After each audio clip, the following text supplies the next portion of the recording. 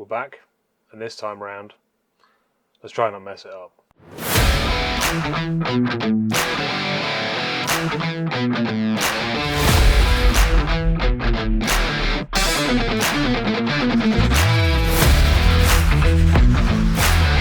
I used to have videos on here of me talking to the camera, but they sucked, so we deleted those. Now we're doing something different. So today we have a piece of black clothy stuff. We have a portable little smoke machine, which is fun, which we don't know if it works. Lovely ambiance. And this one camera, because I only have this camera that is a stills camera, so we're just going to record and we're going to shoot everything on this one and this little Air GoPro, which, yeah, it's like a Hero 5 and they're up to like a Hero 90,000 now. So this is like no frills, traditional gorilla pod, jobby, whatever pod. Then we're going to use this. We've got loads of this because this is what's left over from a short film, which is exciting because there will be a video for that as well. It's my first ever writing, directing job, working with some wicked people, a really talented DOP and a great actor who's normally hilarious. There he is! in this one, we flipped it on its head and was yeah, let's do something horrible to him. And then we'll talk about, actually no, we won't talk about it, I'm just going to do it now. Favourite pieces of kit which makes all of this possible in a very small space is these. Is just a standard magic clamp thing that focuses. Whatever, you know what they look like. And ball heads. That's pretty much it. That's what that's hung up with. And the one over there, and that. And that one's actually, this is actually on the little Aputure tripod. That comes with the MT Pros. Yeah, inexpensive gear. Let's make something that looks expensive. Now, as you can see, like the size of the space that we're using is about the width of a door and about a leg to the desk. So we change things around a little bit. I'll put the MC over here. I've left the backlights as they are, and I've got an MT which is just there with a little grid on it. There we go. See, that one's still above my desk. These two are still behind me. We've got a little MC there. So I think the idea is go with that as a face covering. So we've got a little monitor and the camera there. Janky. My thinking is that this material will kind of act as like a cloak head covering. And then if I bring this right up and take my glasses off, we're going for like a cyberpunk Dune.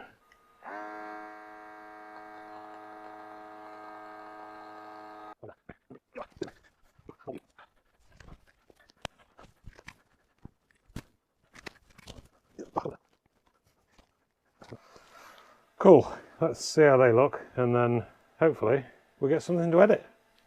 Back in a bit. We've just shot the images and there's only 22 or something like that. I was starting to overheat and covered in fluff from that Hessian material. So basically what we're going to do is lob them straight into Lightroom.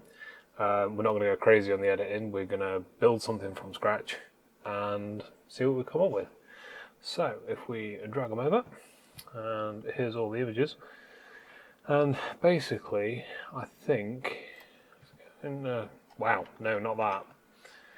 Or that. Okay. There's Lisa Algaib with a phone. As is texted. That one's kind of nice. So if you press P on your keyboard, that gives you a flag it as a pic. That one's probably nicer. The focus is a bit, man, I look tired. That looks like makeup underneath there, but it's not. I'm just tired. I've got some haze coming in there. It's maybe a bit... that one's not too bad. Okay, let's have a look at that one as well. Oh, we missed the focus on those. there's a problem. Okay, not to worry. I really like that image, but the eyes aren't in focus. So if the eyes aren't in focus, then yeah, we can't really use it.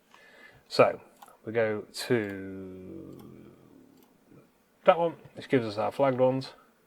And out of those three, I think that one. I think we're going to work with that one. First thing I'm going to start off with is let's just do a little background select on Lightroom, which is great. I mean, that just kind of pops up. It selects it really well. It does it pretty quickly as well.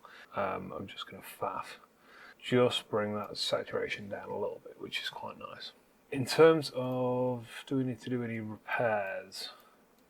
I'm going to leave the tiredness in my eyes because I think it kind of helps the image. Those eye bags they look a little bit better. One thing which I always do is I go into here, so I go into the color grading, just because we can do a lot in here with not a lot of effort. If we go into there and then we bring, oh, that's kind of nice with the blues. In a slight amount, that's quite good. Then the mids, to be honest, I don't tend to do a lot with the mids because sometimes it just is a little bit overbearing. So as you can see, it's sort of, that is throwing stuff all over the place. But bringing that green in just gives that skin tone a nice little bit there. Yeah, cool. Okay, zoom out. And then highlights will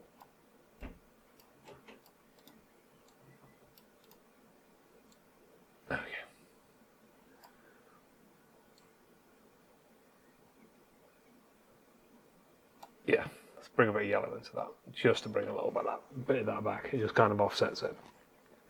So we are going to go really, really quick and dirty with this. So as you can see, the calibration sliders, they do a lot. They do a heck of a lot. But we're not going to go that extreme. So if we bring the red on the hue over a little bit, the green's probably going to do the most for us. There, that's quite nice. Let me bring that down a little bit. And then the blue, there we go. See, a lot of what I do is just kind of like playing with sliders. Anyone who's sort of, who does a lot of these editing videos and just kind of goes straight in, they know exactly what they're doing, and they're just sort of like, yeah, we're going to throw this and that and the other. I'm pretty sure that they've rehearsed that beforehand, or they've already edited it and worked backwards. I don't know. But one thing which I do quite like doing is, let's create another mask. If we select the background, and I've done this before, but I'll see if I can remember how to do it, is that you add to the mask with a radial gradient. Intersect, there you go. If we intersect with a radial gradient, there we go. So that basically that keeps the background mask, and so wherever I move that is still only on the background, but it means that we can put a little glow. All right, so let's go one.